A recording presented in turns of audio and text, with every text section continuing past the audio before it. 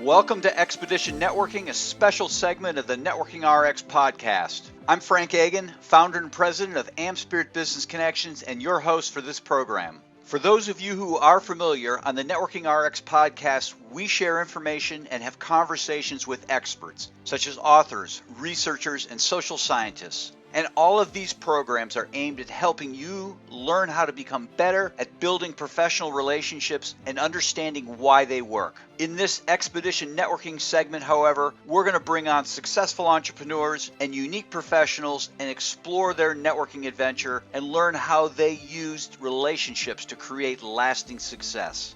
Today on Expedition Networking, we have Brad Schneider. Brad Schneider is the president of the Growth Coach of Central Ohio. Brad, welcome to the program today. Thanks for having me, Frank. It's good to be here. Well, all right, let's just jump right into this because you and I have known each other for a while. And I, certainly know about the Growth Coach, and we'll talk about that. But, what I don't know is this, the story that led to it. I mean, you're not sitting there in high school saying, I want to be a business coach. I want to work with the Growth Coach. I'm sure there are people say I want to own a McDonald's or something like that, but I don't, well, first of all, coaching is all relatively new anyways. Sure. But can you kind of tell us the story that led up to this? Yeah, it's like most success stories, you just fall into it, right? And so, one of the things that, kind of going back, back to my undergrad years, always a big athlete growing up, played a lot of high school sports. Baseball was always my thing. Always played catcher. Genetically was not gifted enough to continue to play that beyond high school, but I wanted to try to still be a part of things. And so I was going to be the next play-by-play voice of the Cleveland Indians. So I went to Bowling Green, worked on an English degree because that's what some friends, parents, and radio told me to do. And what I discovered was I didn't really like working in radio at the radio station, but that English degree and some of the work I did in the technical writing world, I discovered that I seemed to have a talent for taking some complex subjects and making them simple and help people to understand things and make some discoveries using those, at that time, written communication skills. And so, that led me to a couple of different starts in my career around technical writing, working with what I think some of the tougher nuts to crack at time, electrical engineers and mechanical engineers, and finding that I was able to connect with them and pull information from them and get them to talk and open up to me in ways that maybe some of my peers didn't. And kind of as I ventured through my career, kind of about mid-career or so, found my way into HR teams because those skill sets were really beneficial. And so I did a lot of work around technology implementations, but all on the people sides of things. How do you get people into change? How do you get them excited to participate? How do you train them appropriately? Make sure you consider their needs in the software design, all those things. And those all sort of played into a transition to HR and training. But all throughout that, for some reason, I was always the person people would come to sit in my cube or sit in my office and ask about the challenges that they were facing or the career move they were considering or the one executive they were struggling with. And so as that kind of went on, and you kind of mentioned coaching is relatively new in the grand sphere of things. It was about 2005 where we had the opportunity with my team at my organization to get certified as a business coach. And so that was the first time formally kind of understanding what was this thing and how did you help people make discoveries and change behaviors and kind of move on to be successful. And what was crazy about it is you said that, you don't sit in high school thinking I want to be a business coach when I grow up, but actually there are a lot of similarities to my playing days as a catcher as a coach, right? And so I had to go out and talk to pitchers, and I realized as a young kid that there were some pitchers that I worked with I had to kind of kick in the butt, and there's some that I kind of had to pat on the back, and I had to change my approach based on who I was dealing with to get the results that I wanted to get out of them as a pitcher. And so, even reflecting back as I got into the coaching things, in some ways, I guess I was kind of doing that kind of coaching early on because that happens a lot in my practice today. I try to figure out where my clients want to go and where their teams want to go. And then it's up to me to figure out kind of how to approach those folks to drive those behavior changes. And then also teach those folks how to read those signals, so to speak, and understand how to make those behavior changes happen for themselves as well as others. So you're in this company and they've trained you on business coaching. And my understanding with respect to coaching, really where it came from, became really popular was kind of the mid 90s when they started letting people out of the military. And then the military is like, you know what, we've got these people, we need to help them. We just can't say, hey, take your packet and go. But this company's kind of brought you into this. How did that lead you then into the growth coach, which, I mean, it's a franchise, you own it. Yep. How did that all transpire? So the transition for me was, one, sometimes when you're coaching inside of an organization, you're not always working with people on their own choice. And so one of the kind of, I think, misnomers sometimes that people have about coaching is they think it's designed to fix people. And while that certainly can help people improve performance, the real value is a motivated performer that wants to figure out, how do I take that leap and go to the next level? And that's really where the power of coaching can really resonate. So I worked in 2 different companies where I had the opportunity to maybe work with a few people that really wanted to work with me, and some others that it was kind of a sentence for them, so to speak, or they were there to be reformed, so to speak. I'm here because my mom made me come, kind of a thing, right? Exactly, right. My boss told me I needed to, right, ...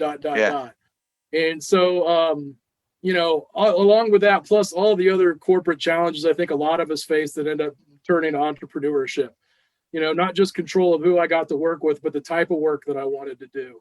I really enjoyed the coaching aspects of things, but I was also managing HR information systems, and I was also having to deal with performance management and all these other things that really got away from where I really wanted to be. And so kind of got to a point with my last employer before I made the leap where they had brought me in to make change happen, and I had done that. And then I started to maybe stretch into some areas that they weren't too excited about changing, and kind of got that feedback. So I knew it was time for me to make a change. And some of my friends that have made that leap from an entrepreneur standpoint and in the type of work that I do, one of the best pieces of advice they gave with me was that, going out on your own, it's so hard to try to serve during the day and work, and then try to win business and build everything at night, and then win it and then build the product the next day. And that cycle that we all get into. But getting with the growth coach was awesome because there was a lot of product and resources and just a great network of folks like myself across North America that I can lean on, and I don't have to create everything from scratch when I really want to specialize and customize things for my clients. And that's one of the things that I really try to pride myself on, is meeting my clients where they're at and then helping them get to where they want to go, versus sort of, what I see some other times is approaches of, here I have a methodology and I'm going to kind of force you down this path because I know it's successful. Those things can work as long as somebody's sort of holding you accountable to them. But to get to true sustained change, you got to find the way that works for you, develop that, practice it, and then work it on your own. And that's what we really try to do with our coaching practice. Okay, gotcha. I guess full disclosure, Brad's part of AmSpirit Business Connections. He's been around the organization for a while. He's one of the chapters, and that's how we've certainly got to know one another. Early on you stepped out, and it's one thing when corporate types are sending you clients, really is what's happening, right? And then your story is much like mine. I worked in a firm and the work was there. You didn't have to find the work. And then you went on your own, and if you build it, they don't necessarily come, right? I mean, it's not like Field of Dreams. So how did you kind of get into those first few clients? And then, you're never quite there, but you're doing well. Yeah, the first clients, one of my peers in Cincinnati that I work with within the growth coach, he told me when I first got started, he said, Brad, coaching is a contact sport. And it's so true. And especially for the kind of work that we do, I mean, for an individual business owner or a business leader or, anybody that really needs coaching, while it can help us improve, it also requires a little bit of admitting I need help. And I have to talk about some of the things that maybe I don't think I'm really good at. And so to do that and to win that kind of business, it's not been my experience that I can just throw a few ads on Facebook and people come and tell me all those issues and challenges and share with me so that I can work with them. So it's building those relationships and building that trust. And so for me, it was just about how do I be present in many ways as possible for folks. Whether that was in the pre-COVID world of getting to attend chamber events, being active in AmSpirit, doing cross-chapter opportunities to go out and see folks beyond just that kind of core group that I'm with. And then just trying to find ways to add value wherever I could. It didn't have to be, I had to coach somebody. Maybe it was connecting them to somebody that I knew that could help them out. Maybe it was just sharing a little bit of advice and experience that I've had, not necessarily in the context of a coaching relationship, but just as a friend to friend kind of thing. And so, the more I got out, the more I made those connections, the more I kind of built those trusting relationships. The clients started to come. And then especially in my world, the best referral sources are always my clients. And when they're willing to talk to other folks that they know and that confide in one another about how somebody like myself can help, that's really what's helped really spur my growth, not in general, but I'd say specifically during the COVID and the pandemic and everything, because as hard as it was to get out and meet new people and whatnot, it was really my clients over the last 18 months or so that have been really getting me out into some of the newer places that I haven't really been before. Now, I guess the initial, what you call being present, was that something that the growth coach organization coached you on? Or is it, for me, I was in a firm and I went out on my own. I just discovered hard knocks. I mean, the hardest possible way to do it. It's so yes and yes, right? And so from a training standpoint, that was a lot of our early on training is just how do you make connections with folks? How do you develop relationships? How do you ask really great questions to help not just uncover opportunities, but just get to know people and build a sense of rapport and trust with people and things of that nature. And so there's that side of it. And then one of the interesting things about being in coaching is we have a product that we call Sales Mastery that's designed for newer salespeople or entrepreneurs that maybe started a business and woke up one day and were like, oh, wait a minute, I didn't realize I had to be a salesperson too. And actually teaching that course with some of my clients and even just going back through it myself. We've had some products that I think are really good to help me early on that stage kind of make that transition because, like you, I knew coming out that I'd been in enough consulting relationships, both internal and external, that if I sat down with somebody, I could uncover a need, demonstrate how I could help them, or if I couldn't help them, get them to somebody that could. That part was easy. It was, how do I build that funnel so I can have those conversations? And I know, to be completely honest, that's one of those things I'm constantly trying to reinvent and figure out the right model and right approach for me. And I don't know if I'll ever feel like I do it well enough, but I know I need to keep working on it. And when I put attention to it, the results tend to follow. No, I can, that totally resonates with me. I remember years ago posting something up on Facebook, on LinkedIn, and it led to a franchisee, right? It was like, oh, this is what I needed to do. And it's never, ever happened again, ever, right? Lightning strikes once. And, you go through those moments where, okay, I need to be doing this now, and it's never been that remote where it only happens once, but you have to have so many different tools in your toolbox to build these relationships, and people move through the funnel differently. Some people think they've fallen out and they fall back in. And I don't think people who work in the corporate world really appreciate it, or even people who are entrepreneurial types. If you're a realtor, there's a game plan. There's been a game plan for 50, 60, 70 years. Insurance, there's a game plan. Doing what you do, we kind of do the similar things. There's really not a game plan. It's not all figured out yet. And you're really kind of getting very personal with people. And one size fits nothing. I mean, it's one-to-one kind of relationships. Let's shift gears here. Let's talk about your business. One of the things, areas of expertise that you talk about is delegation and, understanding the ROI of delegation and things like that. If you can kind of touch on that, that would be great. Share about some of the value you bring to your clients in coaching situations? Sure. So whether it's the what I call the smaller businesses I work with that are maybe in that 1 to 10 employee space, or some of the management teams that I work with that may even have a couple of hundred employees, one of those challenges for folks is, when do I let go of the things I used to do or I need to kind of get rid of so that I can move to the next thing, whether it's the next strategic thing, whether it's the next product or what have you. And for me, it's become one of the number one problems that I find myself running into regularly with all types of clients is their ability or inability to effectively delegate.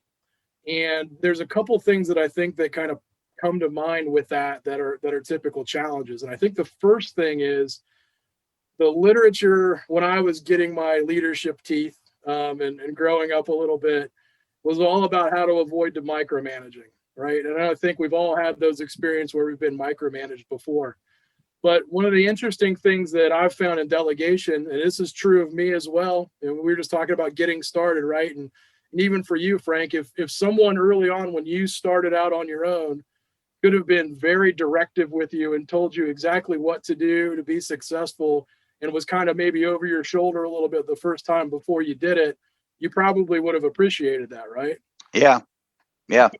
You know what I mean? And so I think what we forget sometimes is we don't want to be the micromanager. So our intention a lot of times when we delegate is, I'm going to hand this to folks and I'm going to let them figure it out. And really, when we receive something for the first time, we're nervous people. We're not sure.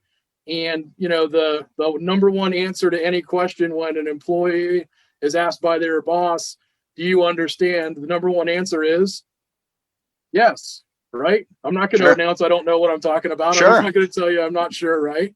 Yeah. And so when we say, hey, I want them to figure it out, they say, yeah, I got it. They go off in the corner and sweat and say, oh my gosh, how do I figure this out? Maybe talk to the wrong person and ask them how to do it or what have you. When really what we needed to do is up front, just invest some time, effort, and energy with them to get really hands-on with them and be really directive with them, not in a condescending way or any way, but just really, step by step, this is how we do this, and kind of being a little bit more assertive and checking in with those things.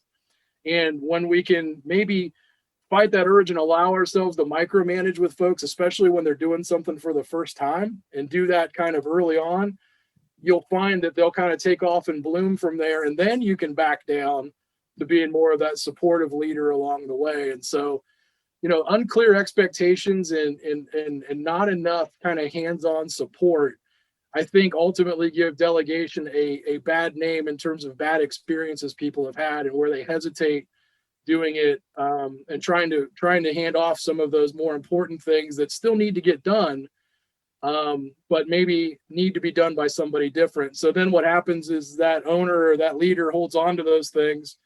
They're maybe not attentive to some of the other bigger picture things that can maybe help the business grow. They end up bottlenecking some of those things. And if they do that poorly enough, they end up frustrating some employees who end up deciding to go find something else to do because they're frustrated. And in today's labor market, the last thing that we want to do is inadvertently do something that causes somebody that could be productive for us to want to look for a job somewhere else. Yeah. As you're talking, I'm thinking about somebody I had working for me, wonderful person. I mean, I've had great people, but I remember the question in the interview, have you ever done anything with QuickBooks? Oh yeah. Right. And I just assumed, level Right. 9.5 of understanding. And Right. have you ever done anything with QuickBooks? Yeah, I picked it off the shelf, looked at it, put it back on the shelf. That was an honest answer they gave me, and struggled with that. And they ended up doing a wonderful job. But I learned that I had to ask different questions and kind of approach things in a whole different way. And I don't know. We've talked about, you talk about like behavioral data. Do you, to what extent do you use behavioral data to help people delegate more? Yeah, absolutely. And so I'm a huge believer in using behavioral data. And when I talk behavioral data, for me, those are assessments that identify strength or personality type or motivators. And there's a bazillion of them on the market, and I have my favorites and whatnot. But at the end of the day, all of those things I think are super helpful for leaders that are willing to look at it, because everybody always talks about soft skills as a challenge. It's been an issue since I can remember getting started, and employers stressing and worrying about things like soft skills, and that relates to things like collaboration or having difficult conversations or conflict management and things of that nature. Well, if we can use that data, and I use that in every coaching relationship that I have, if I can show people how to use that data to approach people in the ways that they'll be most receptive to hear maybe that difficult message, or understanding how they best learn and how they take in information, and that maybe describing to them what I need them to do is maybe not the best approach. Maybe what I need to do is maybe physically demonstrate it for them and let them observe it, or maybe let them try it with me over their shoulder, and let them be a little bit more experiential about that. But all of those opportunities to understand people and understand that data, for me, are their clues and their cues on how do we best delegate, how do we best approach somebody, who's more likely to not follow up because they're not as detail oriented on a particular process. So I know I've got to maybe coach that part a little bit harder. Who's the person that is most likely to tell me, yeah, they understand no matter what I ask them, and making sure that I am digging a little bit deeper and really testing that and checking for that understanding. So for me, that data becomes valuable. And then it also, I work with a lot of analytical types. I've kind of landed in the world oftentimes of engineers and bankers, or in the DISC world, the D's and the C's, the task-focused people. And those are folks that would typically say they're not very good with relationships and that they don't do very well with relationships. And so I've found it can be pretty powerful when you can make it more of a data exercise and show them comparable data about themselves and others to help them analytically kind of sort through an approach, versus making it something that seems like it's a feel exercise, so to speak. Yeah, someone once said to me, the hard things are easy, right? Like doing math, PERT charts, things like that. Those are easy. Accounting, it's not easy, but for the person who's devoted the time to it, it becomes easy. So the hard things are easy, but the soft things are hard. And because, as we've talked about, everybody's different. And you climb that learning curve for Brad Schneider. Well, it's a different learning curve for Brenda Allen. We'll throw her name out in the mix.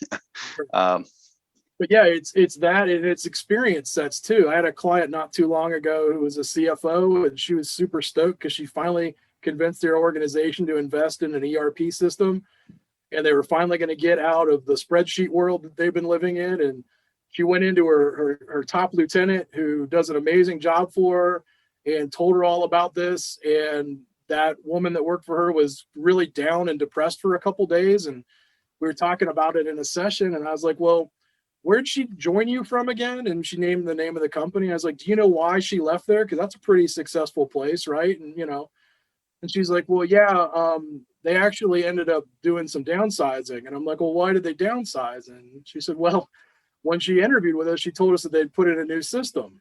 And I'm like, ta-da, right? Like, your growth opportunity to her, cost her an opportunity with a company she really liked before. So, there's all those things. Experience. Yeah. That's the easy experiences, right? You know what I mean? There's the behavioral things that we've all experienced, and all those other things that come into play that we can't figure those things out, but they come to work. And we have to be able to find ways to work through those things, even though work isn't quote unquote responsible for those things. We got to find a way to get through some of those barriers to be able to build the relationships that we want to have to be successful in the workplace.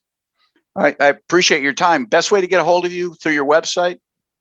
Yeah. www.thegrowthcoachofcentralohnorth.com is a great way to get a hold of me. bschneider@thegrowthcoach.com. Email always works as well. And we're around 24/7 to be able to help everybody with those growth needs, to really help them change behaviors. What we find is organizations change from individual behavior changes, and that's really where we really kind of pride ourselves, is helping make those small incremental changes that turn into big things for organizations.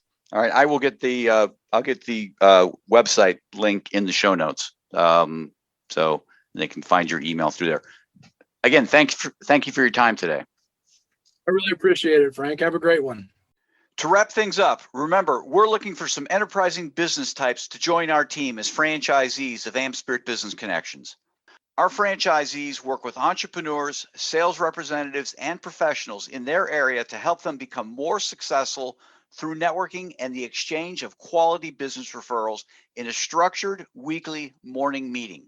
This is a unique franchise opportunity, you see, because these meetings are in the morning. A successful business type or professional can add this franchise opportunity onto what they're already doing. Again, all of our franchisees do something else. For a couple hours in the morning, a few mornings a week, these franchisees work the AmSpirit Business Connections model.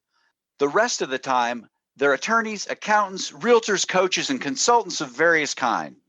The wonderful thing is that not only do our franchisees realize a financial gain from operating the AmSpirit Business Connections model, but the business networks that they build and develop become a great source of referrals for their primary business as well. Perhaps you know someone, perhaps you are that someone. Whatever the case, to learn more about the AmSpirit Business Connections franchise opportunity, please contact me using the email in the show notes or the one we provide at the end of this program. Thanks for joining us on the Networking RX podcast. Please put what you've learned into action today and let us know if you have questions, comments, or ideas for future topics. You can email them to us at podcast@amspirit.com. That's AmSpirit.com. Finally, so you never miss an episode, be sure to subscribe to the Networking RX podcast through iTunes, Overcast, or however you receive your podcasts. Now get out and network with someone. The Networking RX podcast is the copyright production of AmSpirit Business Connection. All rights reserved.